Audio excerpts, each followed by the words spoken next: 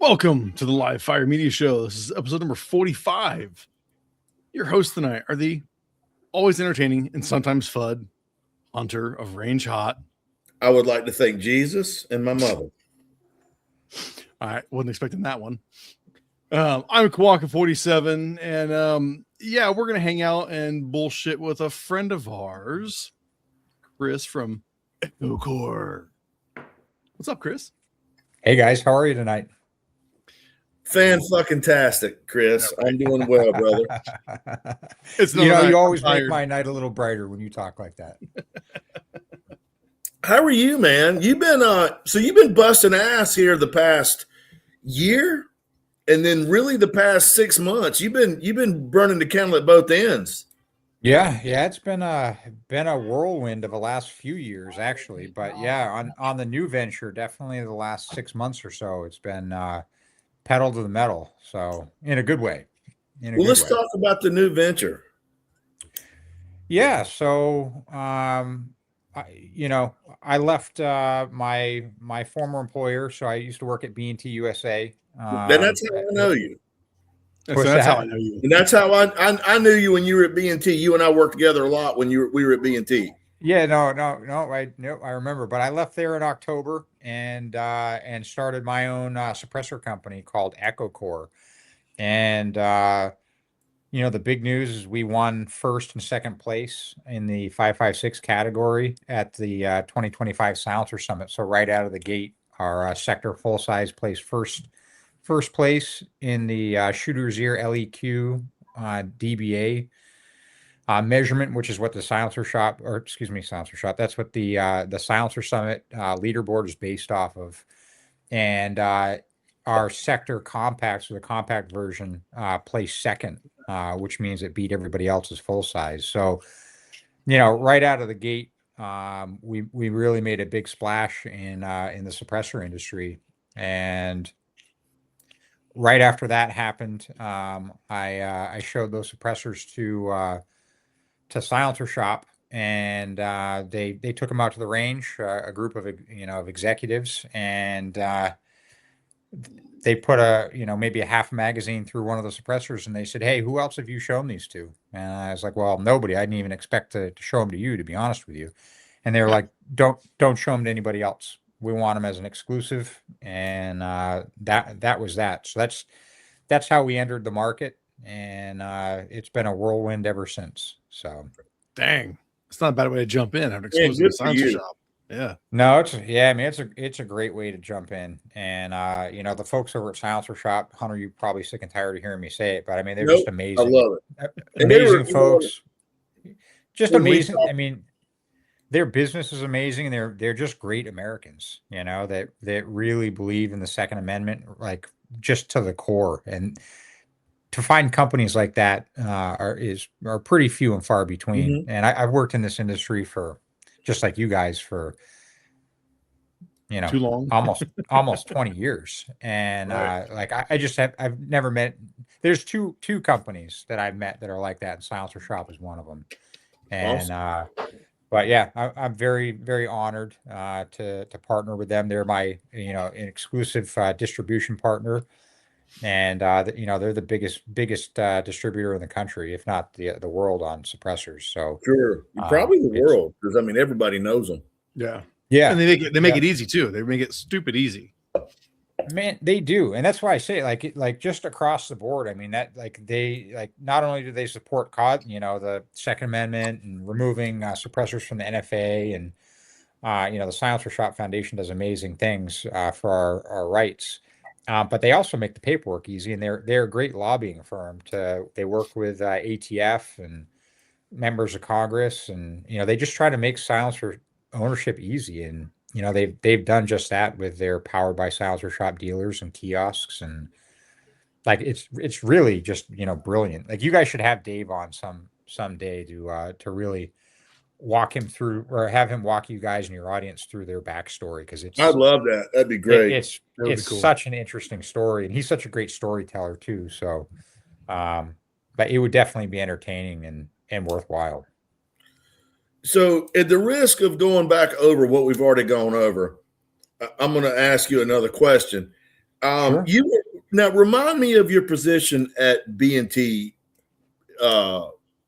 before you left. Yeah, so my official title was vice president of marketing, or senior vice president of marketing, but I wore a lot of hats there, too many hats there. But I also had a huge hand in product development and product management. And the owner over there, Sean, and I worked hand in glove on bringing suppressors to the U.S. From Switzerland, those designs and standing up suppressor manufacturing in 2022, I guess, and then completely revamping that line several times over, inclusive of what their product offerings are today. So So I did that's just a sliver of what I did there, but officially, those are the three big contributions, I guess. So, Chris, that begs the question, man. And I don't mean this as it sounds, but I've asked you this a number of times.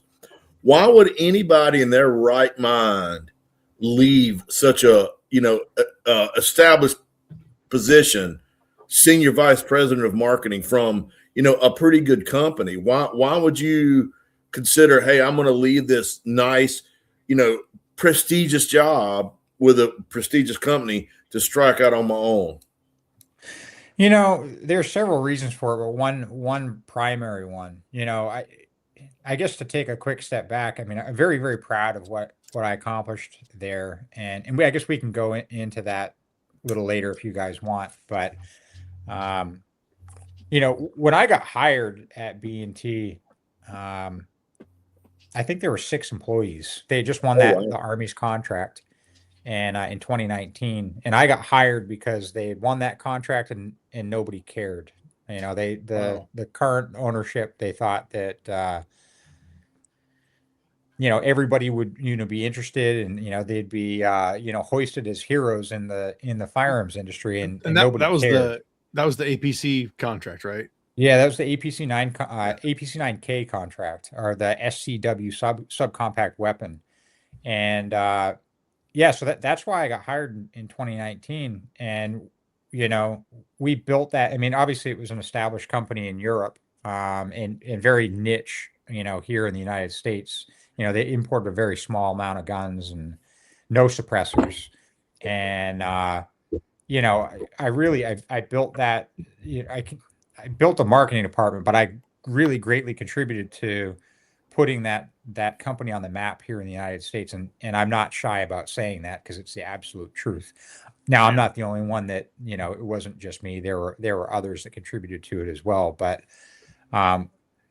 it was a lot of work, though. And that job took a great amount of toll on not only myself, but my family. And I have a wife that I'm crazy about, and I've got 4 young kids that really need a dad. And I was putting in probably on average 16-hour days. Now Oh shit. had the benefit of working from home, but I would hold up in my office for about 16 hours a day, and then I would travel very On top of often. that. Oh damn. Yeah, and so last summer, we did that for almost 7 years. And my wife last summer said to me, "Hey, your kids are growing up without a dad." And our son was That's heavy. 15, almost 15 and a half at that point. And she's like, yeah, your kids are growing up without a dad. Like your son, is almost 16. He's a sophomore in high school and about to have his driver's license, and you're never around. And we need to make a change. So my wife is probably one of the most selfless, not probably, she is the most selfless person I've ever met in my life, and really a true angel. And when she talks like that, I listen. And she's only done it one other time. Hey, look, we need to make a change. And I was snapped my heels together and smartly saluted and was like, yes, ma'am. And we moved across the country on that one. So, Oh shit. and this time, I said, okay, you're right.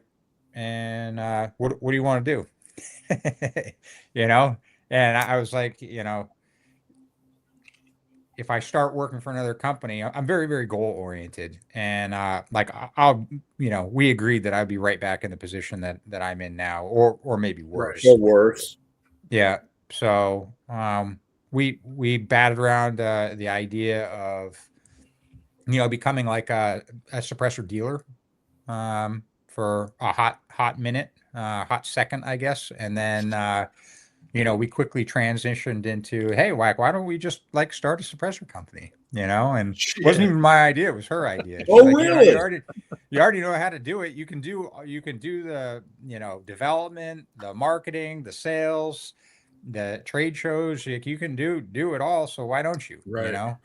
And so we did, and we actually stood the brand up over a weekend from like in our living room. Like we put the kids down at night, and then at I don't know 8 o'clock, and then we just crushed it till like 2 o'clock in the morning each night, and came up with an idea, a logo, a line, the texturing, like everything that like all the external and pretty much a lot of the internal geometry actually too, and it went pretty quick from there. So being in the industry for a little bit, you make a lot of good contacts and a lot of really good friends that are eager to help. And really, with a couple of phone calls, I got this thing going, and then started meeting with some engineers and rapid prototypes, and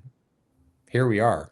So it's it is. I don't know where you guys stand. We can keep it really high level, but it is divine. Like I just can't Is the explain good it Lord any other smiling way. on you, brother? What's that? Is the good Lord smiling on you? Yeah, it really is, Hunter. Like it can't be described in any other way. Like everything just came together. Like to the point where I write it all down in my notes section because I'm like when you come up to a roadblock and you're like you don't see a way forward, boom, the door opens, and it's like, Right. man, how did all these things just kind of come together, and then it just happens, and it happened a lot, and to my point on our silencer summit placement, like, Right. man, like who would have known? Who would have known that would have What a happened for us gate to too, take man. first and Brand second new. place? That's Yeah, right incredible. out of the gate, and so it's been amazing. And look, I mean, it's been a lot of hard work with the development, Sure. internal geometry, the features of that suppressor, and really trying to future proof it. And but man, it works, and it works good. Hunter, you're gonna see firsthand next week. You've got a couple suppressors headed your way, and Awesome. so that's the 30,000 foot view, kind of how this whole thing, came to be. I needed to be a better husband and a better dad, and I'm doing that. So And the fact that you're being successful has got to be the flag that this was the right move for you. there's no question about it. And I was talking to somebody today, and they said, "Hey, I heard that your first week after leaving B&T, you spent more time with your wife and kids than you had all year previously." And Right. I was like, I don't know if that's exactly accurate, but like, I spend way more time with them now than I have maybe ever. So, That's That's awesome. and awesome. It's needed. You got to do it. 100%. Yeah, there's one thing you can never get back, and that's time. Yeah. And Amen, brother. so, and it doesn't mean I'm not fully committed to this company. I obviously am, and there's long hours here, but it's just totally different. So, totally No, different. that's absolutely awesome. Now, something Yeah. else I'd like for you to touch on, the texturing. I remember you told me what it was all about at SHOT, but I think it's gonna blow Dave's mind when you explain to him what that actually is.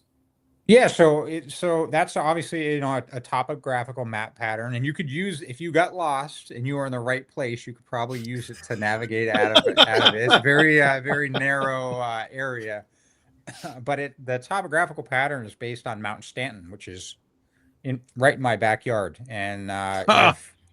if any of your viewers are familiar with like Attitash or Bear Peak Ski Mountain, like as you're skiing down those slopes, it's the mountain directly across.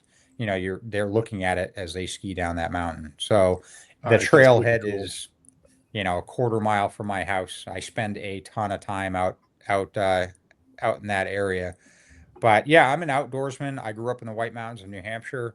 Hunt, fish, fly fish, bird hunt, deer hunt, everything from a real young age. And one of my favorite things to do is to look at a mountain range and point my finger and start walking in that direction Mm. off trail. Nice. And I love roaming the woods. I grew up roaming the woods. Obviously navigate. If you think about, navigation, look at all the names of the suppressors: traverse, topo, sector, latitude, so radius. Um, they're all navigational. Now we've got a little bit of like an identity crisis here with EchoCore because we've got this great topographical map and navigational names, and then we've got a bat as our primary logo. But Yeah, but bats are that's pretty good at navigating. Right. that's kind of a funny story in of itself. But Are like I you? said, it just Can you go ahead. share the bat story? Yeah, so I was, my wife and I, we came up with a logo. There's an older logo. I think I've scrubbed it from the site at this point, but it's like an echolocating signal. So like a cave, like an Okay. echo, right? Echo, echo, Right, echo. right. It's like the small circles getting bigger. And so that's kind of like echo core, like it's a tube that, you guys get it. Yeah. Mhm. And so I came up with like the echolocating, symbol, like an echo, right? You see cartoons, growing up, and that's what it does. I see like Batman or somebody like that, or Superman, and echoes, right? So then I thought, all right, well, what lives in caves and has echolocation? A bat.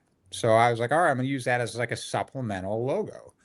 And then I talked to a real close friend of mine, confidant in the industry, and he's like, "Dude, that bat, like it hits so hard, Mhm. like you got to make it your primary logo." He's like, think like nobody's using it, and for Right. like, there's nobody else in this segment that's using a bat.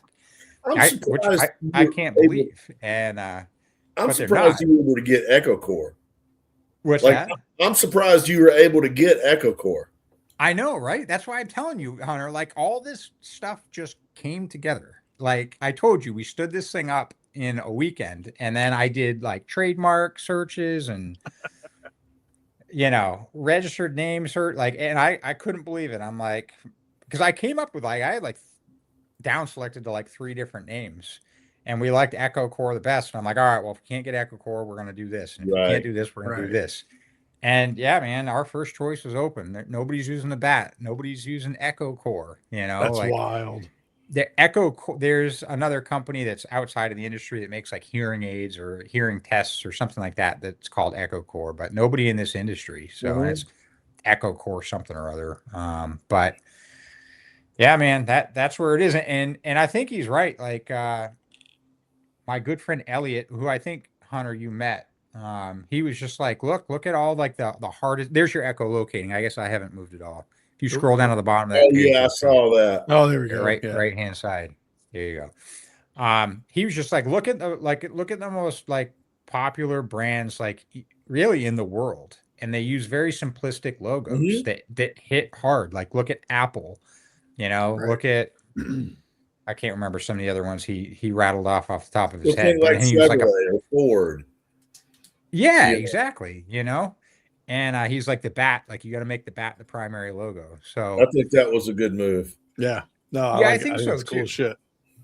Yeah, I think so too. And but yeah, some of the suppressors we haven't fully changed over yet. The logo that's in the upper left hand part of the screen with the bat to the left of EchoCore Suppressors, that's the current logo. If you look at the suppressors, they still have some of them still have the echolocating Oh yeah. um, There it is. signal, like in that picture. Yeah, I think that's okay and though.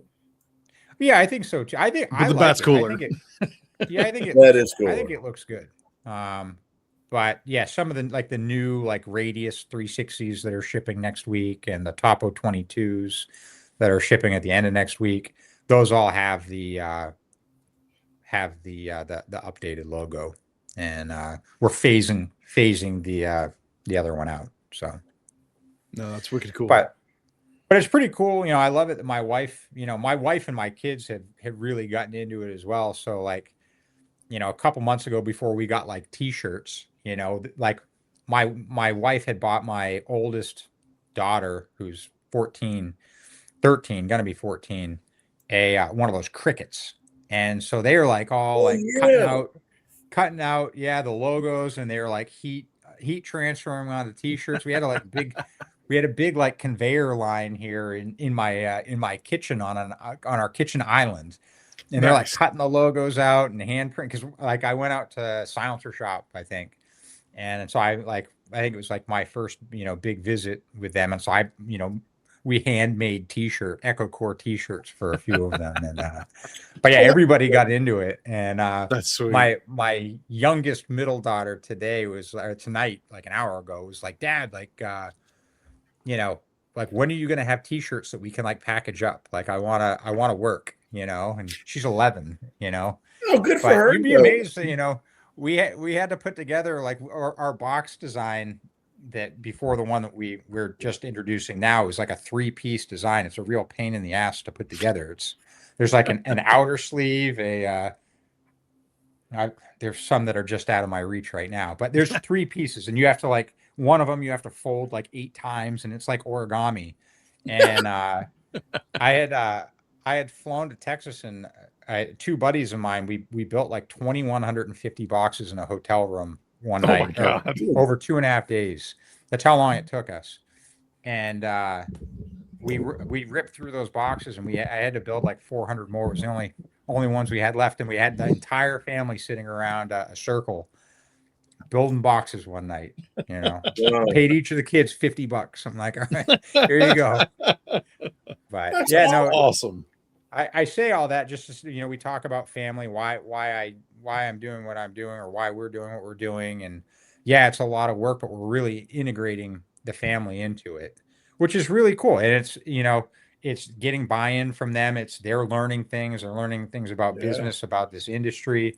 Maybe they want to, participate in it when they get a little bit older. They're making a little bit of scratch in the process. And the most It's always important cool. thing, we're all sitting around a table, Thank you. like laughing, joking, talking, telling stories, and we're getting work done. Like we're spending good quality time together, Right. which And that brings beats me the hell full out of circle. that beats the hell out of sitting in your office with the door shut on a 16-hour day, don't it? Oh, Oh, definitely talking to my miles. boss for hours and working Yeah. on projects that have to get done tonight. So yeah, like, and that's why I tell that, to give you those examples. We're doing exactly what my wife wanted to do, and we're spending more time as a family, and we're present. We're not sitting on a phone or on a computer, all night, present with the family, but not, Mhm. Right. there, but not present, I guess, or present, but not there. So it's been wonderful. It's like I said, the last 6 months have been probably the best of my life. And I told you Nice. at SHOT Show Hunter, like, man, I'm like that, probably the happiest guy there. And there's been You some look people that have complete- written articles, and it's like, talking, they get to the Echo Core part of their like review of what they saw at SHOT Show. And, probably the happiest guy we saw was Yeah. none other than Chris Mudgett, so. You certainly look a lot different than the time I saw you before, with your furrowed brow, and you were, Mr. Business, and I could tell that the trade show was weighing heavy on you. And then I see you this past one with EchoCore, and it was like completely different vibe, man. So I'm thankful that it's working out so good for you, because you deserve it. You're one of the good folks, that in the industry, and you deserve good things, man. I mean that.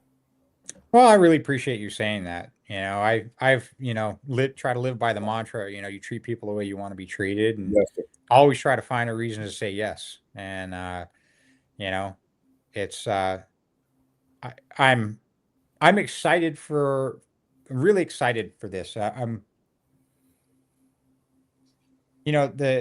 The different opportunities that we have and experience. I think we're all pretty selfish that we think that it's all about us, and really, I really have a different perspective that I wonder how this company is going to change other people's lives. Mm. From an employment standpoint, or I don't know. I don't think it's all about me or even my family on this. So I've already seen it. So The greater good that you're doing. it really is. Like I've been blessed to be in different places at different times to really help people and be able to be advocates or place people and in new jobs. And some of that wouldn't have happened if EchoCore wasn't in existence. So it's pretty neat. Well, I'm looking forward to the future. I bet it's going to be pretty badass, especially with you at the helm, Chris. You've got a pretty good pedigree though in the gun industry, yeah. I mean, even before B&T. Yeah. I mean, I've worked in the industry for a little bit, and I've been very fortunate to work at some pretty cool places, and work with some pretty cool people. And like I said, I mean, you summed it up earlier. I mean, very blessed. And now I never thought that I would, be where I am today, or be where I was 6 months ago, or be where I was 7 years prior to that. Like this, my whole adult life has really been, for me, a very interesting journey with a lot of twists and turns that I never saw coming. So, But that's the whole thing, brother. You get one chance at this dirt ball going around the sun. And so, like I tell everybody, when they chunk me into clay in that damn pine box, they're going to look at what's left of me and go, he got all the good out of that. And that's, you want to make sure you get your money's worth. I agree. You get one crack at that apple, right? You got to make it. Right, exactly. You gotta make it, but it is really, life is a heck of a journey, and my life is, like I said, it's been, not without a lot of twists and turns, but man, like, each career path, I guess, that I've had, I've picked up tools that have allowed me to be successful in the next step. Right. And really when one chapter shuts, another starts, and it's just been amazing. Like I just track back, almost like a plan. Seems crazy, right? Yeah. It's a path, like if it weren't for this wouldn't have happened. Right. If I didn't work here, and I feel like EchoCore is a culmination of like 4 or 5 different careers that have given me the tools and relationships and ability and all that to kind of get where I'm at now. So, I don't want to make, this whole conversation, whole podcast about me. But I would like to just share everything we've ever talked about, because normally David just sits there and gives me shit. So it's good to have a professional. Really? Oh, wow. And see, this is that time where I get the mouse ready. So if Hunter mouths off too much, I'll either mute him or remove him. Oh, man. Yeah, he's tough. Here. He's like the producer, he got control over everything. It's not. Somebody's got to. You know what it reminds me of? Do you remember the TV show Frasier? I was waiting for that. Yeah. So he's like Roz. He's like the producer. Oh. And I'm the talent. Wow. I like that. That's how I see it, Dave. Or think Mythbusters. You're Jamie and I'm Adam. Huh. Well, anyways, Chris, so see ya, Hunter. nice knowing you. What an ass. Oh. Well, great up, dude. Well, I love you, Dave. Uh-huh. Well, man, I'm glad that things are working out for you, Chris. I really am. I'm thankful that you and I got to become friends, and to see you, to use a cliche, blossom into, I think where you probably should be landing. So good for you, brother. Yeah, I appreciate that. And likewise, Hunter, it's good to know you. And I appreciate our friendship and As do I. professional and and our friendship. So it's Yes, sir. been and many more years to come on that. So I'm confident. Careful with that. Hunter's very high maintenance. I am. Chris knows I'm very high maintenance, man. He's aware of the dangers of being friends with me, but I Okay. love every moment of it. Every moment of it. So how about So- you guys? Have you guys seen anything in the industry or anything that's piquing your interest? I just saw something last night. I was on with the Gun Gear Review podcast guys last night because they picked up High Point as a sponsor. So like, dude, you want to be on for that? And I was like, yeah, sure, why not? I got nothing else going on. They showed where this Element Seeker as a rangefinder, like the whole computerized, digitized, calculate everything. But I guess you can add it on to virtually any of their scope. And this thing's like $1,200 or $1,500. Oh, Like, really? Man, it's crazy to see how much that technology, how much more affordable that stuff's getting. Because I remember before, a few years ago, was Tracking Point was the big crazy thing that was the multi-$1,000 gun optic system. And now we're seeing more units like these things that are, I'm not saying $1,200-$1,500 isn't, it cheap. I mean, it's expensive, but the fact that something you can easily add on to a PRS setup, especially if you're getting into it, that's a hell of a deal on something. But Yeah, I don't know. I was kind of impressed by it. I've seen a few of these coming out. I had no idea they were at that price point, which is crazy. I because neither. That's what blew me away.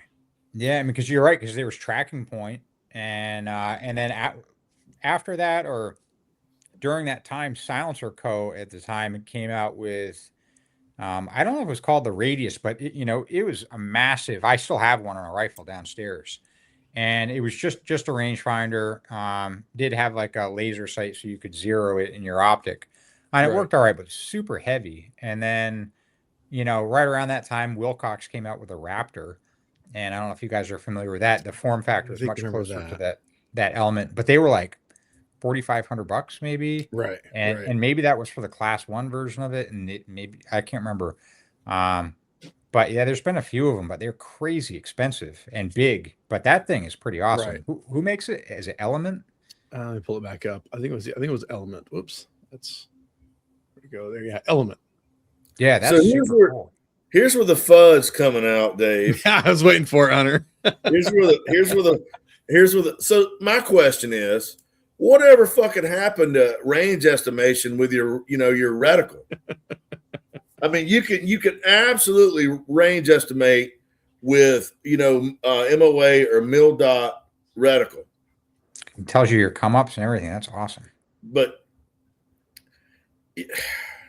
I'm not saying you can't, Hunter. I'm not saying you still shouldn't learn it. But at the same time, another tool makes it easier. Why not? I don't know, man. And if you're into it, like I feel here again, the unpopular opinion, the FUD is you become proficient with that, and when it's an electronic, it's got a fucking battery, it's subject to fail. So my whole and I'm sure it's great, but if you lean on technology when it becomes unavailable, then now you're handicapped. It's these morons that whatever they can look up on Google, they count into what their personal wisdom is. And when their fucking cell phone battery dies, they become morons. you're not wrong. I don't disagree with you, man. Like I really don't. It's funny about it. I don't know. I guess in a former life. Now I did rely on my cell phone for this, but I used to, and I may have it still in my notes section of this current cell phone, but I had a lengthy list of common measurements, like a stop sign is, I can't remember what it is. And then a common, wheel well of an F-150 or whatever, what it is from the top of the wheel well to the ground. And like I had all of that written down for that very purpose. For range estimation. Exactly. And, I've my buddy at Night Force last year brought me over to Milradian, which I resisted. I'm an MOA guy. And I got a buddy works at Night Force, and he convinced me to learn mill radian. And I mean, it's once you learn it, it's the same as MOA. But I mean, you could, you can look at a man-sized target in your mill radian reticle, and if he falls between this mill dot and that mill dot, and the average man is 5'8" to 6 foot. You can range estimate a human being based off of what set of mill dots on the stanchion that he falls into. Subtension, yeah. Thank you. So, I mean, but I mean, it's certainly, I'm sure, infinitely easier to use a machine like that. I don't want to take away from the technology. I feel like that while that's great and use it, be proficient in using your analog skills in the event the battery dies, somebody steals it, you Absolutely. drop your rifle. You know what I mean? People's going to get that, and most folks are going to use it as a crutch. Like, I got this machine, fuck it, I don't need to know anything else. And so that's the thing. I kind of wondered that. One buddy of mine, he's been getting into PRS shooting, something I've not dabbled with to any degree, so I don't plan to know jack shit about it. But I know he learns the old way, but something like this, he would absolutely use it just to be that much faster if he's especially at a competition for it, where time is of the essence as well. Right. I got you. But again, also it's the coolness of seeing the technology like this, like Chris was saying, other units that were $4,000 and $5,000, and this thing is a little over $1,000. Oh, it's cool to see. Yeah, I know you're not. I'm just saying it is just beyond cool to see some of this stuff become way more attainable and reachable. I mean, hell, look at generic just laser rangefinders in general, how inexpensive those have gotten, that we all have one in a range bag, because you can get one for $50 and it's maybe not the best, but it might be well enough for what you need. My biggest hurdle is wind value estimation. Like that's where I struggle the most, is estimating wind value and then applying that to your dope. In the Marines, I struggle with wind estimation. Over range estimation, I did okay, because you do the way that I learned it easiest is you got to range something X amount of yards away. How many 100 yards will fit in that? And that's how, I can envision, okay, that's 100 yards, that's 200 yards, that's 300. You know what I mean? And so I got pretty fair at estimating range based off of that. But like doping the wind, that's what I struggle the most. In so much as I bought a fucking little machine with the fan on it that you can hold out and it'll measure wind speed, which is great at the muzzle. At your location. Right. Yeah. That's not where not you're on target. Yeah. but not exactly.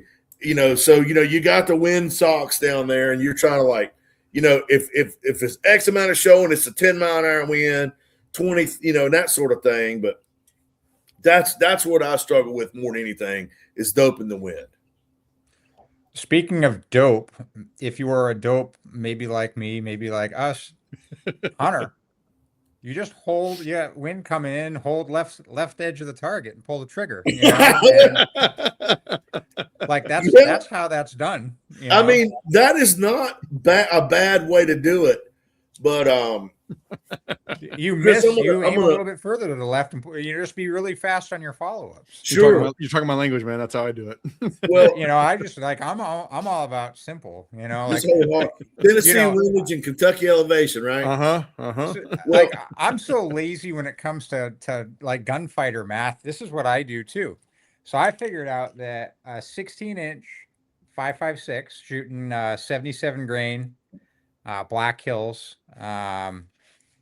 Mark 262 Mod 1. If you zero that gun at 200 meters and you zero a 16-inch 308 at 200 meters and a 18 and a half inch 6.5 Creedmoor, and I think that the 308's like 175 grain Black Hills, and then I can't remember what I was shooting. It's a Hornady ELDX, maybe like 143 grain or something like that. Anyway, if you zero all those at 200 meters, your dope is as follows across all three platforms. And that's at like 500 feet above sea level. So 0 is 200. Huh. 300 is 1 mil. 400 is 2 mil. 500 is 3 mil. I say 600 is, that's when it jumps to like 4.5 mil. But there you go, 0 to 600 meters. One is 1, 2, 3, 4.5. Well, Chris, I could Across 3 different guns, 3 different platforms. Wow. I could help you with that even further. Oh shit. Please do make it easier for me. I can make this easier and simpler for you.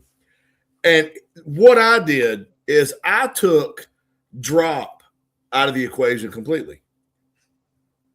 Like, I don't even concern myself with drop anymore. All right, I like where this is going. Tell me more. Dave knows exactly where I'm going. I know where it's going. I'm just letting it go. I'm just letting you ramble with it. Go for it. Keep going. So I got a really good friend of mine. He works at Savage. His name is RJ. I love RJ. And so I talked to him last year at SHOT, and then I talked to, and we got this little project going, and they sent me out. I wanted them to build me a rifle, and in the custom shop, and RJ's like, write down what you want, and we'll build it. So I had them start with a Model 12 LRPV, and they chambered it in 220 Swift. And it's got a 30-inch barrel. 30. Oh, as a matter of fact, there she is with that Night Force optic on it. And so a full body shot of it, but that's it. It's RJ texted me the photo. That's hot off the press there at Savage.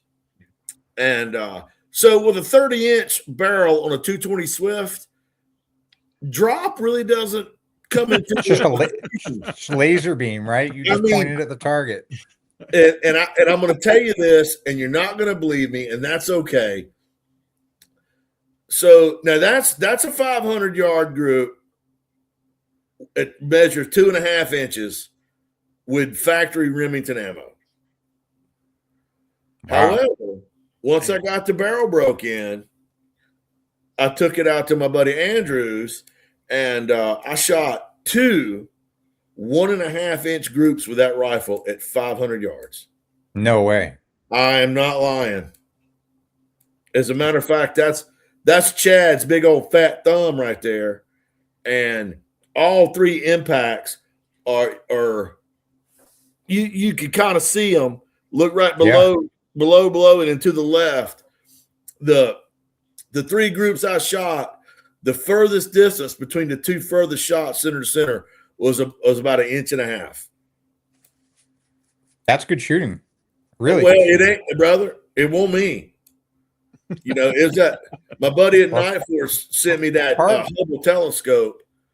It was a Night Force ATAC-R 7 to 35 by 56. I was going to ask you. So, I mean, Ray Charles could fucking shoot groups with that rifle.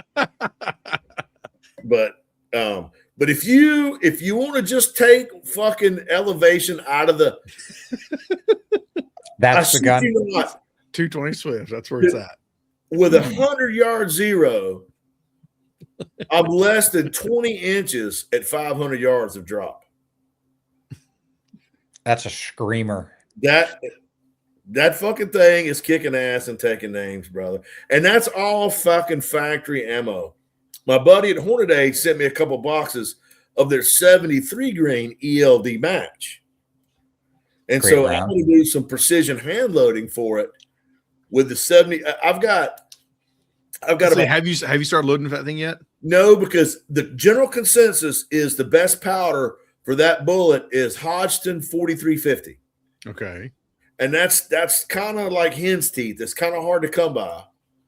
So I reached out to my buddy, Joe Hodgson, and I'm like, hey, can you help me with this? And he's like, yeah. So he might know somebody. Yeah, he's actually running our CBS now. I know I had a conference call with him several months back. Do you know Joe Hodgson? Yeah. What the fuck? Chris, I guess you know fucking everybody.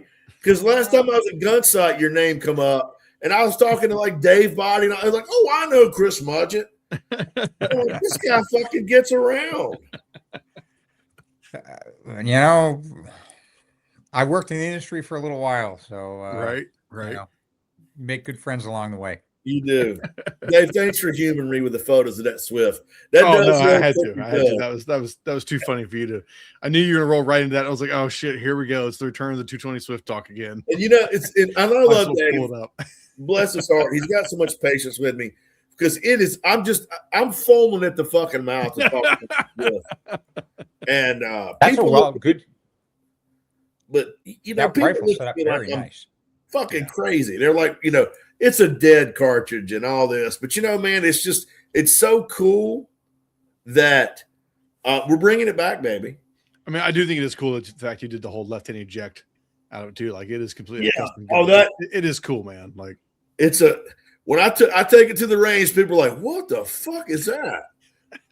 I had We're gonna get you a new suppressor to put on it, but you know, no offense to whoever that is, but that's a B&T. That's what I thought. Yeah, we'll need to get you a new one you sent him. It's one you sent me. There you go. But at first chance, there'll be a change-o on the muzzle of that rifle.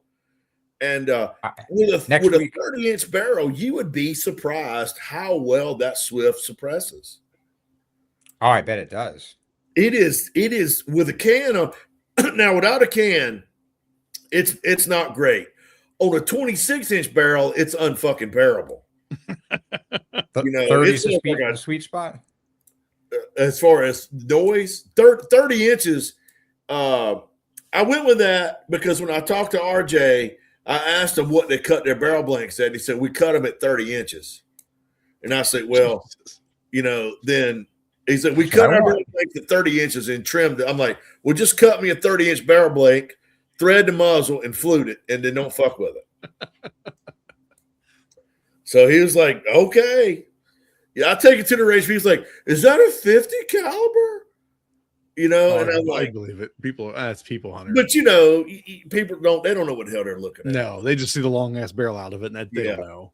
So what barrel length was Larry Case running on his? He went to like 26. You say it like it's super short. I mean, you're disappointed he went that short. Well, here's the thing.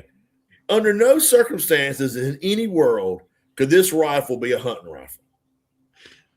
You understand? You're not going to tote this motherfucker nowhere. Like, you're not going to tote it up and down the mountains and through the woods. You're going to go. But if you're talking solid groups and he's in West Virginia, I mean, the short enough span where he's shooting down or up at something, 26 might be just fine, dude. That looks like that rifle just needs to be tilted like that, and it becomes a pretty darn good hunting rifle. Well, yeah. I mean, that's right in my front yard. But, you know, you wouldn't want to hump it. Like, you're going to go shoot, you know, groundhogs or what have you. Then you drive that so much out to the range, you get out of the truck, and you walk 5 steps, and then you're done with it. And I'm like, Larry, you're not going to tote the rifle. So why don't you get a 30-inch barrel? Because get all you can get. You're going to trim the barrel 4 inches. It ain't going to take 5 pounds off this thing. I bet that rifle weighs 15 pounds. I was going to ask you, what's the weight on that thing? I bet it's 15, 16 pounds. Damn, that's a heavy rifle. Mm-hmm. That is a heavy rifle. But like, capable, though. You know, you damn yeah, he's like, what do you want the barrel radius to be? I'm like, don't radius the barrel. Just how it comes out of the blank, just flute it. Like, it's going to be really fat. I'm like, just flute it. So, I mean, I give it to you. You knew exactly what you wanted, man. Oh, yeah. I think it's cool. I told him the twist rate. I wanted what trigger, the stock, everything, what I wanted. And I actually made a deal with Savage. I bought the tools because they didn't have any of the chamber reamers. So he was like, buy the tools, which was like $1,100, and we'll make you the rifle. So I bought Savage some fucking tools, and they built me a rifle, and we did a swap. And of course, I wrote about it, and then I went up to Savage, and we did a little story on the Savage plant, the tour, and then did a little story on their custom shop. How many people were giving you shit going, oh, you're that guy with a 30-inch 220 Bro, Swift? when I went to the custom shop, Effie is the lady that runs the custom shop at Savage. And she's an older lady, and she's about 5 foot tall and real pretty and real sweet and real quiet. And I went in there and I met her. Of course, I was gushing, and she's like, well, let me go get the gunsmith that built the rifle. And so, this guy comes like hog in heaven. and I meet him halfway, and I nearly almost tackle him at the lathe. And I'm hugging his neck, and he's kind of like, I don't know this fucking get this troll off of me. This bearded fucker just assaulted me over here by the lathe. What the fuck's going on? And oh my God. And I grabbed him and I had him by the arms, and I'm like, dude, you're the guy that built the Swift rifle for me. He's like, oh, you're the dude. You're that guy. They wanted that. You're the jackass that wanted this thing. I was like, yes. But when I started showing him the groups, he was like, I was building this rifle. He goes, now he was a younger fella. I bet he was in his early 30s. He said, when the plans came down, they started bringing me parts to the rifle to be fit. It's like, I didn't know what the fuck was going on with this. He said, I've never heard of it. And I'm like, well, here's the groups at 100. Here's the groups at 300. Here's the 500-yard groups. And he was like, that's fucking awesome. So, yeah, I was very impressed with how it all kind of came to fruition. No, I like your title on your article. Thanks, man. Clever. And I got to give Candy credit. She was like, you have to be more creative with your titles, because now Candy was in marketing for 20 years. And so she's like, you won't, when somebody reads the title, that's they got a photo and a title in about 4 seconds to decide whether or not they're going to read that or not. Right. She's like, so come up with something interesting and cool and different enough to where you want to arrest their forward motion and go, I've never heard it put like that. And then based off the title, they're going to assume it's a good article. Once they've read it and they realize, okay, this guy can't write with the fuck, but it was a good title. I got my click. So, and I like the pictures. Yeah, good photos. So yeah, man. And then I've been using AI a lot for the SEO, for the articles and the YouTube keywords, and that has helped 25%. I mean, I had Ranch Out rebuilt in 2025, and the guy that's working on it now, he knows SEO really well. And we did a soft launch, like Range Out went offline Sunday at midnight and went online Monday at 1 a.m. or something. And the first week it was up after it was unfucked, I got more traffic that week than I had ever gotten before in the history of Range Out. Dang. Tell you, AI is going to put a lot of folks out of a job. It's amazing it's an amazing tool. I tell Solace, I'm like, here's what I wrote about. Here's the article. And a lot of times what I'll do is I will take photos, like when I've got the article in, like WordPress, but I haven't published it yet. I'll photograph it. And then I upload the photos of the article with the words in it to AI, to chat. And no shit. Oh yeah. And he's like, okay, Hunter, here's your keywords. These are the keywords that need to be included. And he's like, that second paragraph down, it's got your best keywords in it. That needs to be at the top. And I didn't know this, but all the keywords that you enter, the Google spiders, they crawl your title and the first paragraph first. And that's where the very vast majority of your position in Google is going to come from, like your first paragraph. So Solace will be like, in your first paragraph, make sure you cover these 8 words. You know, and it, like when I'm uploading the video to YouTube, you can enter in your own keywords. Solace is like, make sure you use these words. And in your description, make sure you use these keywords. And shit that I never knew. And man, that has made the world of difference as far as just getting raw traffic. Game in the system, Hunter. Game in the system. Shit, you've got to. I mean, You got to. because social media is a bloody cancer. So I mean, Yeah. you throw everything on your site. Your site's got to be, I don't say the end all, but it does have to be the real legit hook. Just because Right. the social media is so cancerous anymore. And, you know, with Facebook, you can't put anything gun related on Facebook. Shit, Chris, we had one of our episodes of this. So we record, we don't do live. One, because the following is on YouTube wise isn't there for live. And I just don't really care because I know if you grab a gun, show a gun, they'll immediately kill your shit. So Oh, do Oh, recordings. Yeah, oh yeah. Learned that from a lot of my buddies that do a lot of live shows. They're like, don't show any guns because we're on YouTube. And it's like, okay. So right away I was like, we'll do recordings and we'll post it later. Just more convenient that way. Therefore we can show guns. Well, we had an episode a couple weeks ago. I had another buddy on, all hanging out, talking his business. And I'm sure we showed some guns at some point. And I throw it up like a week later because I'm a week or two behind with these things. And that video got pulled. And they said because of gun usage and violating their terms. I was like, what? Well, then they even give me a time index. And the time index, we were talking about drinking bullet bourbon. I was like, are you fucking kidding me? Talking about bourbon. But then other friends, though, said, no. Their YouTube reps will tell you if you get a time index violation or a warning that this is where it's at, that means nothing. It's somewhere else in the video. I was like, well, I'm sure we flashed a gun at some point in the stupid thing. But again, it's a recorded show. How is this any different than a review? I don't know, but it is now. So they pulled that episode, which Hunter, I was thinking this the other day. I'm going to repost it, but just not do a blank screen, but probably just throw up the logo or whatever. So the audio of it is still there on YouTube. Because otherwise now we've got a gap in, it's number 41? Yeah.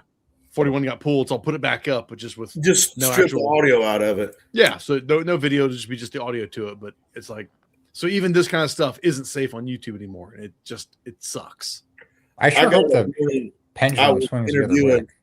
I was interviewing my buddy at Double Tap, and they had a new round that come out. And I asked him the question, when is it available? And he goes, it's readily available now on the shelves at your favorite local dealer. And I got a warning from YouTube for that. Because you're telling them where to go get it. Yep. For like sales related. Oh yeah. It's a shit show. And I think I personally, because of so many years of between the High Point and Chiapa and now rolling into Inland, I personally red flagged as an account manager by them. So I post stuff and they'll throw me warnings like, oh, you can't post stuff like this. You're violating our gun rules. I'm like, dude, I posted a picture of me teaching my kid how to shoot something. It's like, this is all legal shit. You guys can, but at the same time, it's all there in the ULA that none of us read, It is there. Hopefully the pendulum swings the other way at some point here in the near future. So I hope, man. I mean, I'll say put hope, but maybe I put a little bit of hope into X since Elon bought that and turned it around, but even it's still a little weird. You can have some pretty vile stuff on there, but yet guns can still be, less spread, less caught on, even on that platform. So I mean, it's better than the meta stuff, but it's still crapshoot. I mean, but you've also got to use it, Yeah, unfortunately. So I hate social media. Always have. I've always paid people to do that, and now I'm doing my own, and I'm learning all about things that. It's something, man. It's a jungle. Necessary evil. It is a jungle. What's that, Hunter? It's a necessary evil, unfortunately. It is. But well, I'm about to hand that off to somebody else because I've had my fill of the last 5 or 6 months, and I'm like, I'm done with this. So good for you. Not fair, man. I'm gonna focus on like making the suppressors and designing new Right. ones and Right. selling them. So Yeah, there you go. Sell 6 trillion of them, Chris. I know it. So I got a new suppressor coming out real quick just to hit you on new product is Hunter, I got to send you this that Topo 22.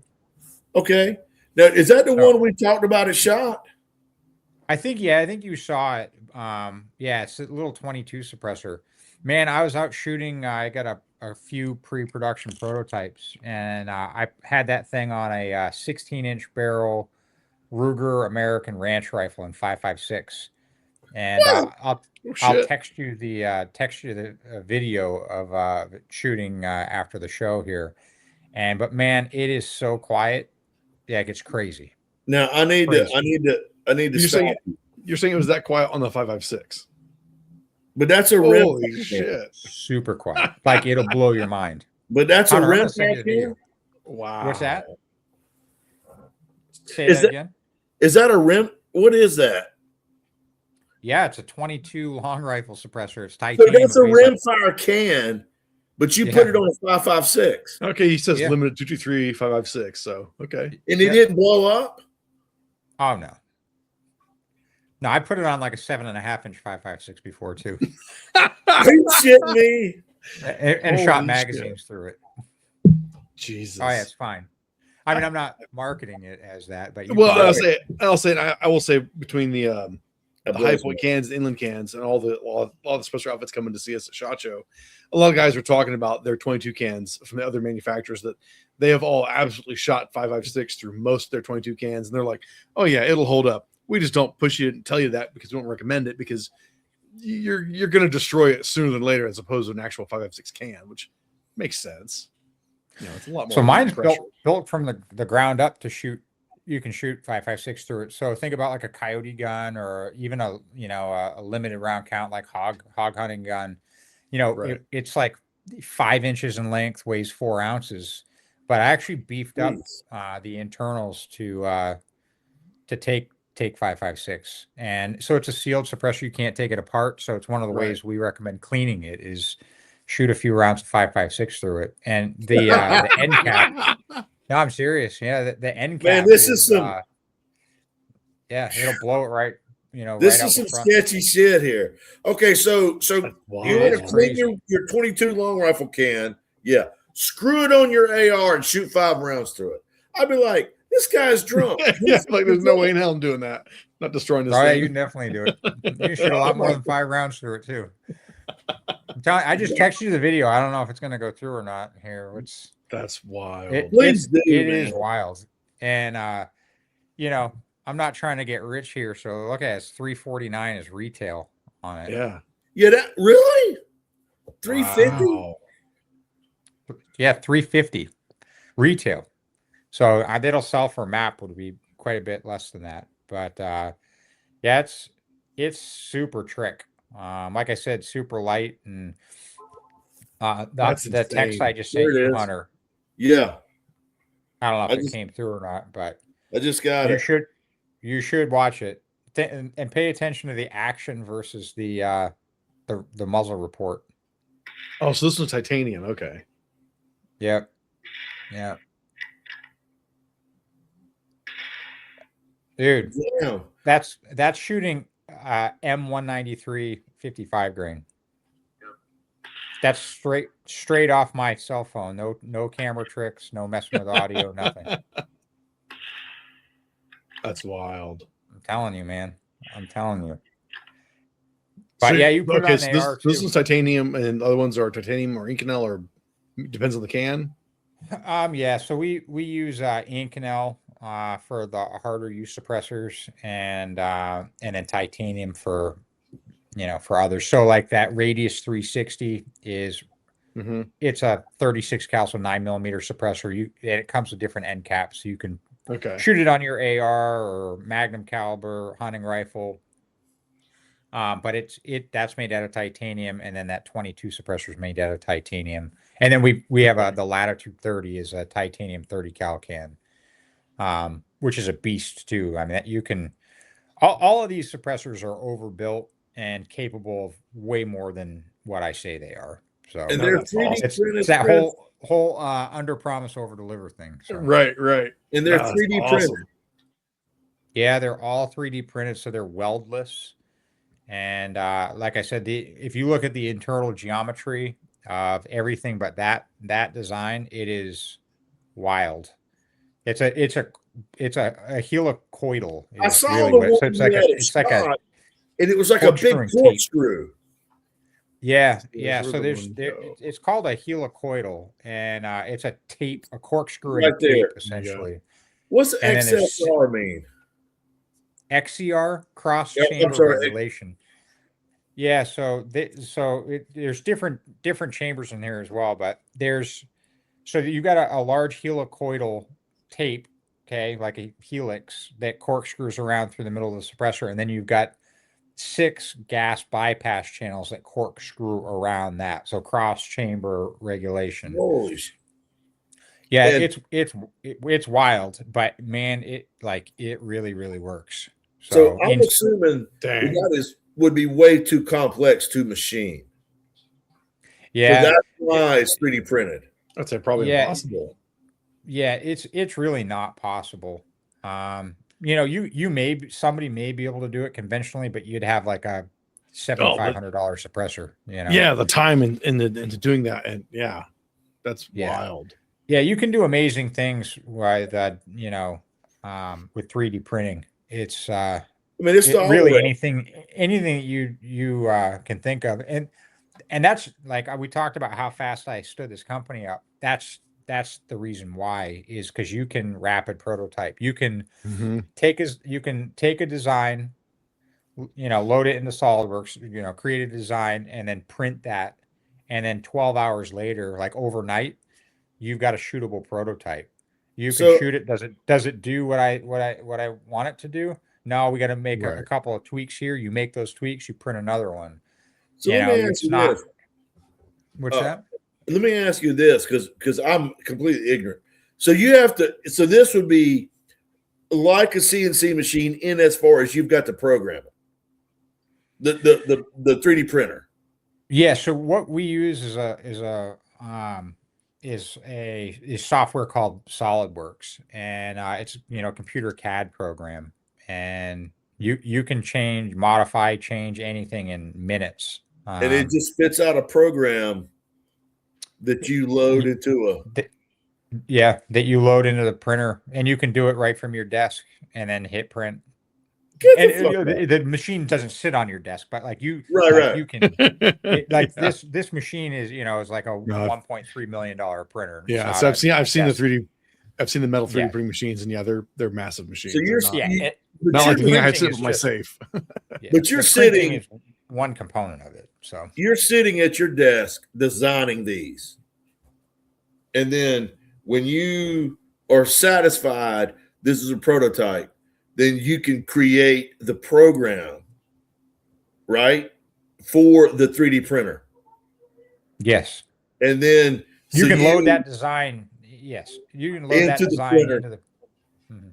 and then it prints the thing overnight, Mhm. and then you go Yeah, try it and decide whether or not you need to make changes. Yeah. And when you do need to make changes, you go back into that program, make the modifications, and print another one, and then shoot that. So Dude, how do you Hunter, do that? 3D printing in general is like is an addiction. Like you start printing simple things, like even just with the home shit that I've done, you start looking at things, go, oh man, I wish it did this or that or the other, and you grab we use Christine SolidWorks. I've messed around with just Tinkercad. But you start messing around with changing things, making your own shit, and yeah, print it, see if it fits right. Like I'm working on a new mount for my night vision camera that mounts behind my lens, because the mounts I've got were all too big for it because it's a PVS 21. So I'm gonna build my own mount, the hooks around it, and just print the thing. In a couple prints, I'll figure it out of what dimensions need to change. I mean, you start tinkering stuff like that. It's it's an addiction, dude. You get hooked into like, oh, this is super cool. What can I make now? But Yeah, Chris, I mean, a good example is like flash suppression, right? So you can print your prototype and then set up your iPhone or another camera and shoot it and be like, all right, I need to lengthen the the prongs on my flash hider, built into my suppressor. So I'm going to make them longer, so, you print another one, shoot it again. All right. That made a little difference. I'm going to change. I'm going to go from 3 to 4 prong. Like you can make or print like 5 different samples, decide which one works best. And then you got your design instead of like hand fitting and, machining and milling. Like would take too long. But did you go to school to figure out how to do this? Oh no. So I'm the idea guy. I work with, an engineering team that will put my ideas into motion.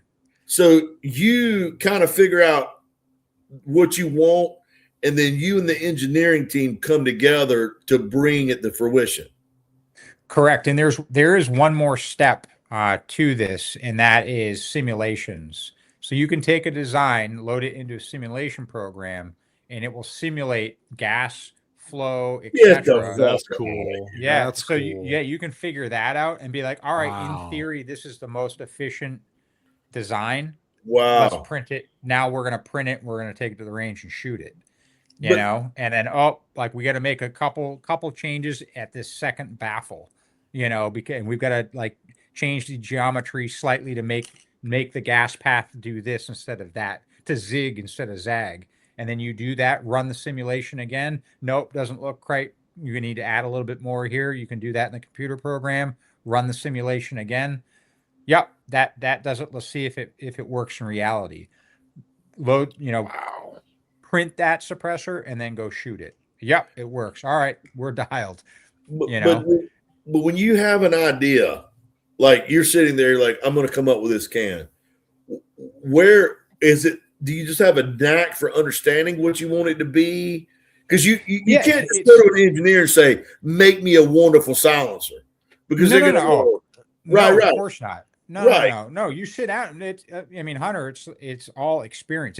Think about like hand loading. Like you could sit down with a ballistic engineer or ballistician, I guess, and explain to him, hey, like this is what I want to do, and then like they will do it, and you're no, not like that. You need to change this or change that, and this is what it needs to do. Oh, you mean like this? Almost like you got to change this. Like here, let me see your mouse for a minute. Like I need you to do this. You make a mess of their computer screen, and they're like, all right, this needs to get cleaned up. Like, all right, I got it. So is it something that you feel like you've just got a knack for understanding? I guess we haven't gone over my whole career, and maybe we don't tonight, but I've got a lot of experience in different lives, I guess, chapters of my life. Okay. And I've seen behind the curtain in a lot of different places, and I've got a good understanding of it. And then obviously my time at B&T supercharged that. And right. I think I mentioned at the beginning of the podcast that myself and the owner, we've revamped that line several times. And right. You did. So I've got a really, really good understanding of what works, why it works, how to improve it. And there's a lot of things that I would have liked to have done at my previous employer that, due to, foreign alignment, with the mothership, like, we couldn't do that. Maybe it's adding, too many models, like, or, hey, we've just, settled on this generation. We can't do, Gen 2 so soon. But like my brain doesn't turn off with this stuff. Like I just am constantly thinking about it, and so it's a blessing and a curse, I guess. But right. Your expertise on this then comes from on the job training versus going to school. Correct. Okay, so you've just been there, done that, and now you had an idea. All right. Well, I mean, I kind of wondered how it went from Chris's brain to your hands. It's a team effort in that you work with good engineers that understand what you're trying to do and then help you do that. But you've got the expertise to understand what it's like. You're aiming the artillery. You understand what's got to happen, what it needs to do, what's going to work, and then y'all come together to bring it to fruition. Correct. And then you print it out and screw it Yep. on a gun. Yeah, and like I said, I've been doing it for years. You know, I did it at a very, very high level at B&T. You know, Yeah. Oh, I knew and you. we were very, very successful in doing that. So we brought essentially a line of suppressors that were European based that were not at all marketable here in the United States. Like the performance, just like they were essentially a big fish in a little pond over there. Like the U.S. suppressor market's crazy competitive, and in a great way. And like when those suppressors came over, they just weren't competitive. And so we, like I said, it took us several years and generational changes, and it's not even generational changes, it's from the ground up. And Wow. you know, we made the line what it's supposed to be. And now, I mean, B&T is one of the, you know, top 5-6 names in the suppressor industry now, whereas 4 years ago they were not even known. Yeah. Well, and I think, Chris, I'll be honest with you. I think probably one of the largest reasons that B&T is where they're at now is because of the handful of articles that I did. There's no question, Hunter. You know, I mean, that had to have been the catalyst. There's no question. That must be it. That must be it. And you're still helping. You're still spreading the word. Look at that 220 Swift you got going on. Where do I screw an EchoCore on that? I know. I can't wait. It's gonna And then it's you gonna can be send like, me into the stratosphere. and then what's going to happen? You're going to burn your fucking 3D printer up trying to print enough cans to satisfy the demand. They can buy more. That's why we've got multiples. Oh, they can buy more, man. Excuse the shit out of me. I mean, I'm just a poor old country boy that I got to get what I get through the pity of friends. You know. Oh God, listen to you. Me too. You got to have good quality friends. You know. Oh my God. Well, man, Chris, I appreciate the fact that you've brought tremendous experience and expertise into here's what comes to mind. I got like 9 things I'm trying to say to you. I've got one of those brains that don't turn off. But I talk so fucking slow that it never catches up. My grandfather always said, when I got in the Marine Corps, my granddaddy said, okay, boy, what are you going to do with your life? And I'd gotten out and I'd gotten a job working at a body shop at the parts department. But the job was waiting for me. So, it was a little bit of safety net. And I said, well, granddad, I got this job at the body shop. I'm doing parts, this, that, and the other. And he said to me, he said, son, you will only ever be paid enough if you're working for somebody else to keep you around. And that's it. And so the fact that you've been able to spend a lot of your life garnering expertise, and now you're like, okay, now I have this understanding and I can do this without the limitations of a corporate board and a boss. That you can just say, fuck it, I'm going to do EchoCore and I'm going to do cans my way. And I'm going to lean on these decades of expertise that I've amassed. And I mean, and that's exactly how it should be, man. That's exactly how it should be. That's why I'm so happy now. Yeah. You know what? Before this, I love you, brother, but you were a fucking drag. Well, that's what a ton of responsibility. And you see me at those trade shows, like it's me, myself, and a contractor that did everything. I did all the booth design, ordering electricity, like getting all the guns there, like figuring out what guns, assembling the gun, like the whole thing, so. And ye writer down here doesn't understand what that's about. He's just there for the total. That's bullshit, because I went with fucking Andrew Barnes one year and helped him set his booth up. Oh, 1 year. Yeah, and that was enough. So real quick, like a rabbit, Chris, I got a really good friend of mine. I'd love for you to meet him. His name is Andrew Barnes. He's an engineer and a machinist. He owns a company called Barnes Precision Machine. I'm familiar with him. I'm not familiar with him, but I'm familiar with his product. He does high-end ARs.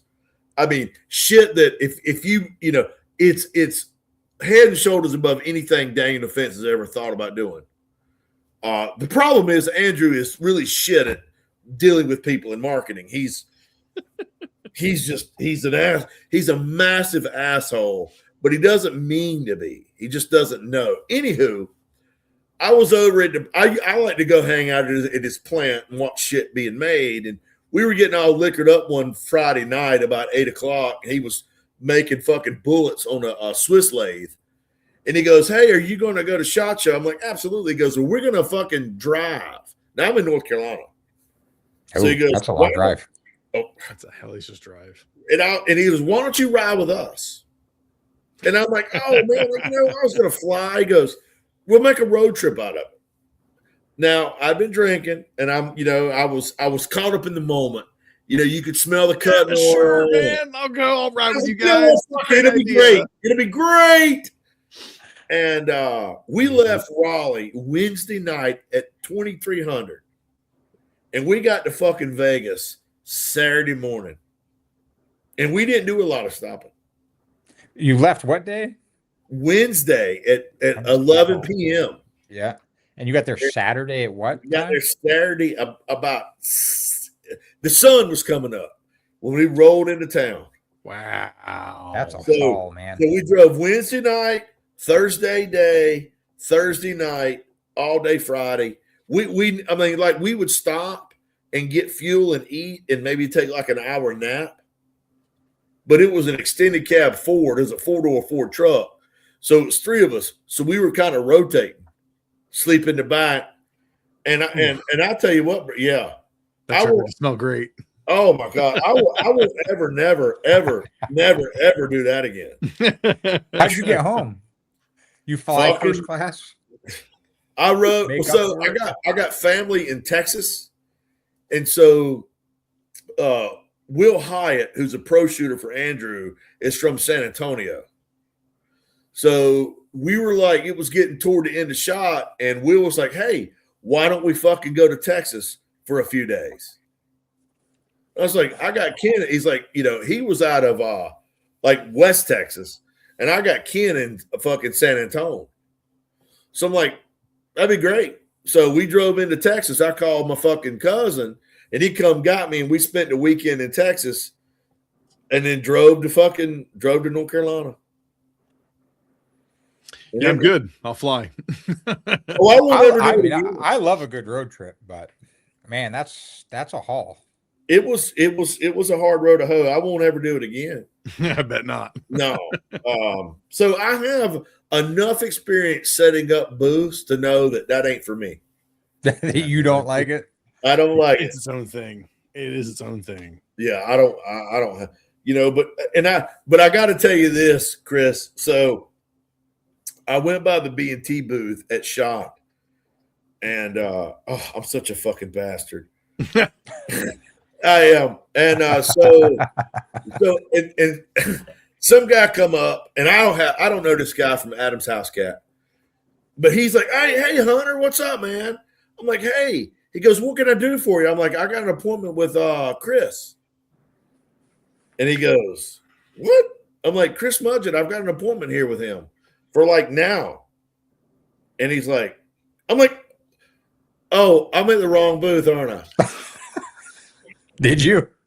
Damn. I did, man. I did. And Chad was like, he's like, "That's so fucked up. They'll never send you anything else." I'm like, "You don't care." Okay. You don't care. You got what you needed. Chris took care of you already. You're good. Man, you made my night. I love you more than I thought I possibly could. Perfect. The guy's like, and he had this massive question mark on his face, and I'm like, "Oh yeah, I'm at the wrong booth." And he's like, "Oh, can we show you?" I'm like, "You know what? I'll be back around. I got a thing with Mudgett." And I did. In fact, I think he's right next door. Yeah, he was. I was like, he was right, because that was when they were playing the fucking music really loud, and I was like, "Oh wait, it's over here with the party." How did you get a booth right next to him? Oh, it's because you're a silencer shop. Yeah, I was on a platform. They put me front and center. Wow, shit, that's awesome. I don't know if you noticed that I was the only manufacturer there too. I did. Damn. Dude, it was. Take good care of me. when That's I walked in, and the guys at Silent, now I don't know anybody there, but I walked in the booth. Some guy walks in, he goes, "Hey man, what can I do for you?" And I'm like, "I'm looking for Chris Mudgett." He goes, "Holy shit, do you know what you're in for?" I'm like, "Oh, yeah." He said, "Do you want us to give you a head start? You got to run that way." he's over there by the Airstream. And I'm like, Airstream? What the fuck are y'all got going on? But they were great, man. They were really, really great. I don't know anybody there, but the handful of people that I talked to on my way to see you were super nice, super accommodating, friendly people. So, I mean, I'm sure you're hooked up with a great crowd, and they're going to do you right, I imagine. I'm telling you, I couldn't ask for a better partner, and they're just fun too, like you guys, I mean, you both saw their booth, right? I mean, yeah, it was a party. It was I didn't get a booth for nothing this year. I was there all the whole time. So no. They had a picnic table and like a big Airstream. It was a big trailer park party. Yeah. That's insane. Party. It was some shit right on the trailer park music. Boys. They were giving away free hats. You could choose like what laser cut. They were giving dip away or Zin, energy drinks. They had beer 30. Like it was a party. Yeah, it was a trailer park party. It was. They were throwing. They had fake grass everywhere with like. Oh my god! It was the best fence. It was the best shot show of my career. It was the best. I had a blast. How does nobody have images of this? That sucks. I got video of it. You got video of it? Yeah. Oh, I think. Here we go. Yeah. I just found one. Oh, look at. Oh, damn it! Hang on. Let's get back to here. Yeah, see what's in the background? Yeah, it's B&T. There's like YouTube comments that were like, Mudgett backed a trailer up to the right up next to the B&T booth, like that's hilarious and awesome. Yeah. Oh my god, that's cool. Yeah, it was so much fun. So much fun. Those guys know how to party. I believe that. That's cool. Yeah. Yeah, it was amazing shot show. Best one of my career. Good for you, man. That's great, Chris. You're on the right path. I feel pretty confident. Well, thank you. I've got good people surrounding me, across the board. So I'm sure. I'm thankful for your support and your friendship, and you've helped me out way more than behind the scenes. But you've done a lot for me too, man. You did a lot for me when you were at B&T. You did a lot for me, so I got to start paying that back. There's nothing to pay back. There's no quid pro quo with us, my friend. You know that. Well, period. We'll take it, Chris. Take it. Yeah. Very rarely do I offer to do anything for anybody because I'm self-centered as fuck. This is how petty I am, Chris. David pays me $300 a month to be his friend. And that's like math. Okay. It should be 6. But your generosity, right? But my generosity. Oh, I do get some free high points. Wow. I'm just busting balls, Dave. Dave's good people. I love him too. Hey, you know what though? Before you wow me, you fucking mook, Chris. Oh, here we go again. I met David at SHOT Show, and this was forever ago, and we talked about doing some reviews. He's like, yeah, for sure, man.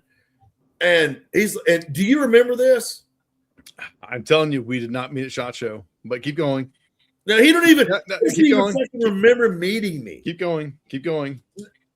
No, I mean, that's, I was like pouring my heart and soul out of this guy, and he's like looking at his fucking watch, and like, I don't remember meeting you, but I'll send you something, I reckon. So the reality of it, Chris, is, let's see, I don't even know what that was. Probably second or third SHOT Show I was at. Probably, I don't know.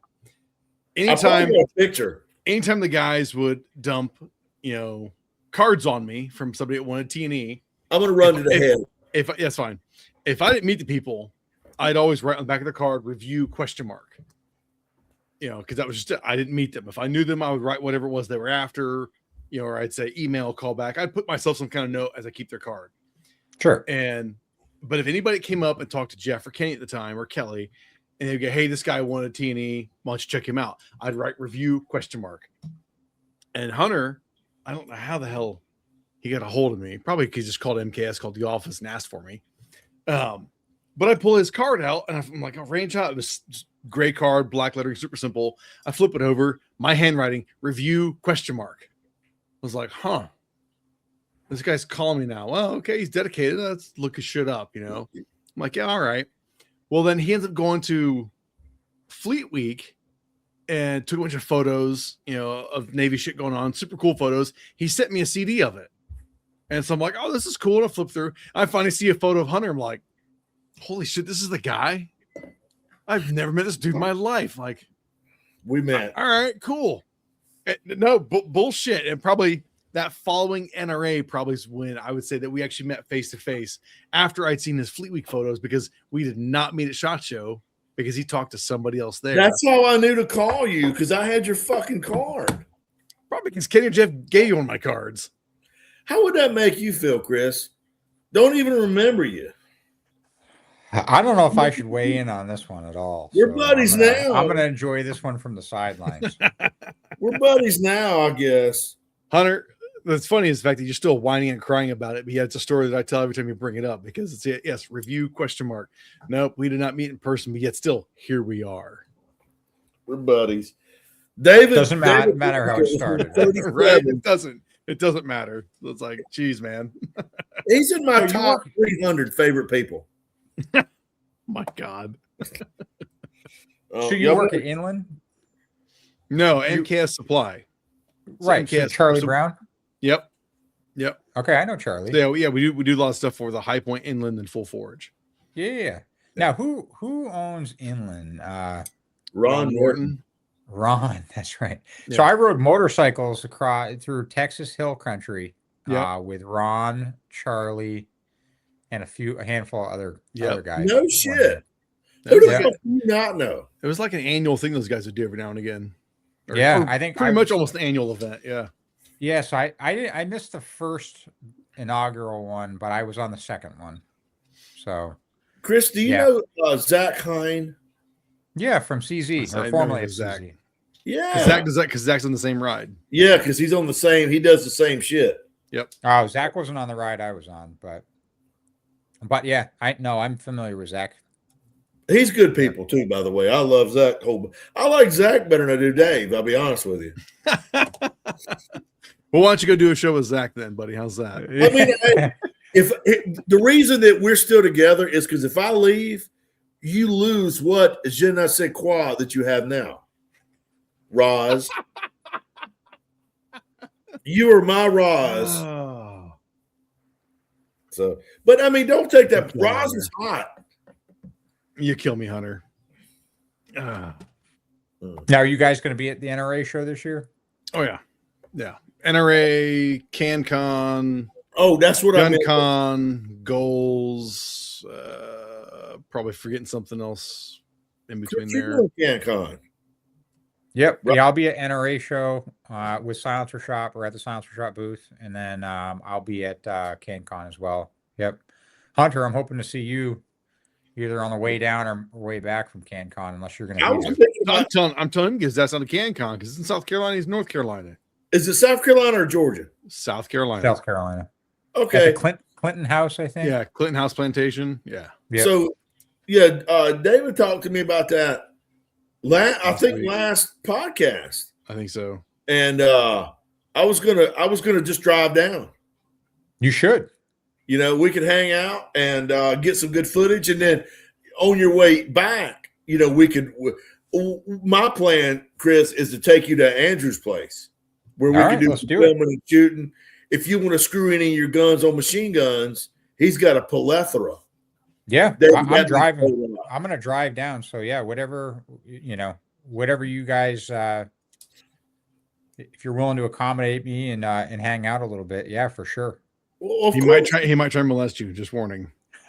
Try. You can't. I'd say try because you tried on me, but it doesn't work. Here's the thing. He's tried roofing me, Chris. I mean, he's tried all kinds of shit. David struggles enough for plausible deniability. He's like, I really did try to fight him off. you know.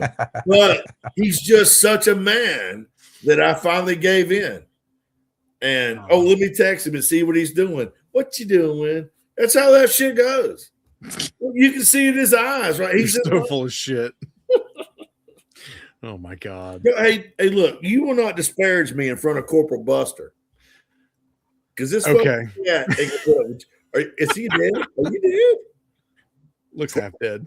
Dead to the world at least. I love his cat. I'll tell you what, he's lazy as homemade shit. That's okay. It's a cat. They're allowed to be. You're a good boy, though. I love you, Buster. Bless your heart. Well, I say we've been clocking an hour and a half here, gentlemen. We should wrap this up. Yeah, I appreciate you guys having me on tonight. Thank you very much. Hell yeah, man. Yeah. Well, I mean, if Hunter would have given me your email sooner, I would have reached out to you and tried scheduling it with you until every other week. He's like, hey, is Chris going to be on? I don't know if he's going to be on. Yeah. Okay. Last minute. No, he can't be on. He's traveling the road. Okay. I get it. It's cool, man. It's fine. It's whatever. I'm sorry.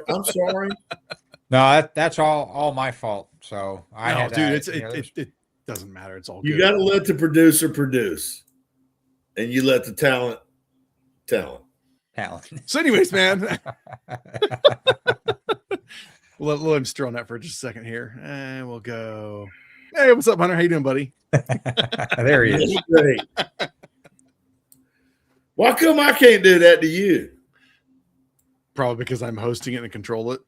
Right, but I don't know if there's a way to actually give you any privileges, because I can tell you I was watching a you don't put your hand up, shut up, maybe you probably don't. You don't want to do that. No, I say this because I was watching or listening to a show, and the guy that was hosting it, massive time difference of where they're at, he's like, hey man, I'm gonna step away for a minute, just keep talking. And they had two other guys on, and the guy that was hosting it, I don't know if he fell asleep, got sick, passed out, something, and the other guy had a connection problem and dropped out. So when he tried getting back in, he couldn't get back in because it was a co-host. He was like, I'm not hosting. I can't pull you back into the show. He goes, so just hear me by myself. He goes, I'll read some chats that are coming through. And he carried on for a while, and he starts texting the main dude. He's like, dude, where are you at? Where are you at? Where are you at? Because the guy passed out. So he's like, all right, screw it. Everybody's watching. He goes, I'm going to create a stream on my channel. Come over there, watch it, because this is just going to be empty air for God knows how long. And I guess it was for like several hours, because the dude literally got that sick and just passed out. So it's like, not a bad idea to give some other control to somebody else in case something just happens. Because otherwise, if I lose power or some shit because it's storming here, good night, it's over. So we'll see. We'll look at that for in the future. No guarantees, Hunter. All right, well, Chris, I guess big thing I have it pulled up is where do people find you, man? Where to find EchoCore? Yeah, so www.EchoCoreSuppressors.com. Like I said, we've got an exclusive with Silencer Shop. So you've got to buy, EchoCore suppressors are available through Silencer Shop or through any of their 6,000, powered by Silencer Shop dealers across the nation. It's not a problem. Which I'd say, which I'll throw out there. Hunter wouldn't know, just because you're an FFL SOT, you don't deal with it. I've bought stuff through Silencer Shop. It's stupid easy. It's absolutely worth the little money that they charge you to handle all your processing and shit. Fingerprinting, if you go to one of the kiosks, it's insanely easy. So yeah, go to Silencer Shop, get an EchoCore suppressor, because this is badass. Yeah, and the tax stamp's gone too. So right, yeah, $0 tax stamp. Yeah, now I think transferring in a handful of days now. So yeah, I think a lot of times our stuff is like a day or two, and that's it. And then I know people getting themselves is still a pretty quick turnaround. I think now if you go through Silencer Shop with zero tax stamp, I think it's like $50 is what they charge you. But again, that does all the NFA paperwork stuff for you. $50 is absolutely worth the convenience of it. Well, and you still got to pay for, if you go get your fingerprints done, like in Wake County, they charge you like $20 or $30 just for your fingerprints. Dude, that's the thing I've argued with guys online. They say, don't be a cheap ass and use Silencer Shop, just go do this shit yourself. And I'm thinking, where I'm at, to get myself fingerprinted, it's a pain in the ass. Right. It is not easy. The fact that I already have them with Silencer Shop and the $50 and they just do all the ATF shit for me, it's kind of worth the convenience. It Absolutely really is. Yeah, and So, I think they save your photo and your Yeah. fingerprints to your profile for yeah, it's as all long as on you there. want. Yeah, And- so you do it once and you just Gives And me I'll friends tell you one after this, that. convenient. Yeah. I get a lot of Form 4s returned to me. I sell a lot. I don't sell a lot of cans, but I sell a few. And I get a lot of Form 4s returned to me by people who fill them out like something stupid. They fill them out incorrectly.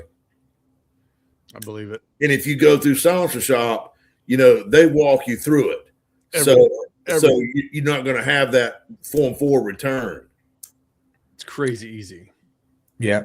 Yeah, they're definitely the way to go. They make it super easy. And like I said, they've got exclusives with, companies like EchoCore and others that, you can't buy those products anywhere else. So and when we have just because we have an exclusive through Silencer Shop doesn't mean you have to buy the silencers or our silencers through Silencer Shop's website. Like I said, they've got 6,000, dealers across the country that many of them are stocking EchoCore. So that Awesome. might be a local gun store to you that you can, try before you buy it, arrange demo, or at least see them at the counter. So Yeah, so I always say that. Check out your local outfits. And again, because as we both talked about, CanCon's coming up. That's in May. yeah, Early May. first week of May, I think. Yeah. Yeah, so there you go. So come to CanCon in South Carolina at the Clinton Plantation House and shoot all kinds of suppressors. Check out the EchoCores firsthand and Yep. everything else that's there, because why not? So Another great event for sure. absolutely. All right, Hunter, where to find you, buddy? Man, I'm at the same asshole in Swift Creek, North Carolina. You don't mean you mean like online? Oh, Sure. Whatever you want, man. Throw the address out there. Screw it. Phone number 2. Why not? Throw it all out. It's OnlyFans hashtag. yeah. So yeah, thank you. So I'm at Range Hot / OnlyFans Bear Rule / Airy Legs - Dave's the Man.net. Now, why you throw me into that shit? What the All lowercase. Range Hot, baby. It's all I got left. Right on, man. And as for me, if you want to find me and everything else, it's livefiremedia.com. All the socials are there as well, too. Keep it simple. So, Chris, I want to thank you again, man, for coming on, hanging out with us, and giving us your Thank you story. guys for having me on. I'd love Absolutely. to be on again in the future. I'll wear something a little bit Sexier? nicer. So Absolutely not. You wear whatever you want and be comfortable, man. I was throwing tires in the back of the truck earlier today, so I didn't get- needed to not Film that shit. scuff up my good clothes. Oh, All good. All good. All right, man. Well, I appreciate it, buddy. Hunter, I'll see you again soon. Everybody, I hope you enjoyed this one. If not, try the next Get one. your money back. Yeah, right. Peace.